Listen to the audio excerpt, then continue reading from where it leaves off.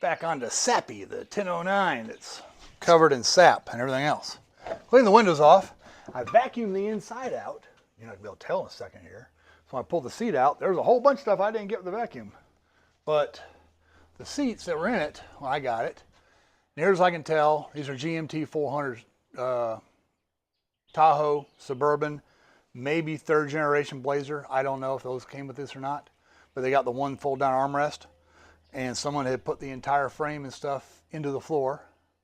I only broke one bolt getting it out, non-original floor mounts. And yes, there was an inverter in all the pile of junk. And I put power to it, the lights come on. I haven't tried plugging anything into it, but I got an inverter out of the deal. Yeah. Anyway, the seat was set as far back and as far down as possible, and no wires going to it. And I tried hot wiring it, and I got the front up and down to move a little, but the back up and down was all the way back, and all the way down, and the track was all the way back. So I pulled it out, and once I pulled it out, here's what I found. And let's see. Yeah, my setup here. One of my old deuce and a half batteries that won't hold a charge anymore, hooked to an even older, this has got to be a 1970s, maybe 1980s battery charger that was my dad's when I was a kid. But it puts out some amps. And then I got a hot wired to the plug, which, let me show you the plug. These trucks are the seats. I looked up online. There are two orange wires. Two orange wires, one black wire. One of the orange wires is for the lumbar support. It's an air compressor. I can't make it go down. But, like I said, when this thing was, there are three motors.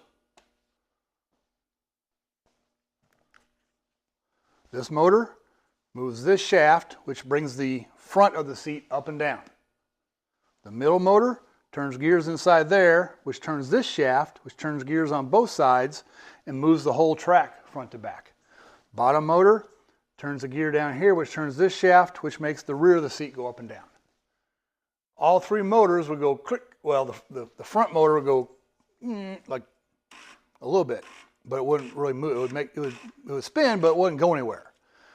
The back one would just click, click, nothing. And the front to back would just click, click.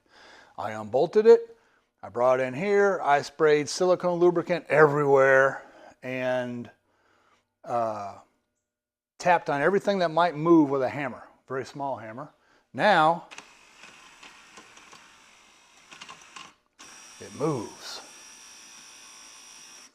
And the front goes up, front goes down. Back goes up. Whoop, piece of something just fell out. What is this? That looks like it could be important. I don't know, a little plastic cover, I guess.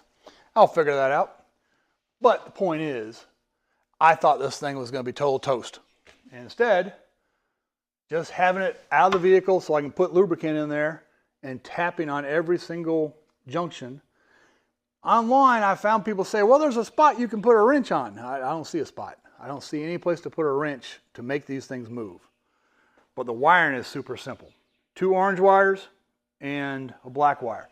One of the orange wires is supposed to be to the, on the GMT400, apparently there's two fuses. One, the seat motors that go front to back and up and down, they are always hot. But the lumbar support apparently just comes on with a key on.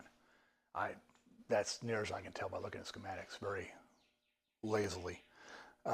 Anyway, I'll put the seat back in and see with it moving once I get power to it.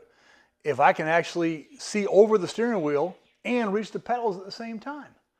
This might be a landmark moment for old Sappy. But GMT400 seats. I was thinking I'm going to toss this out because it's a big heavy pile of junk. But now they work. I mean, that's luxury right there. Yeah.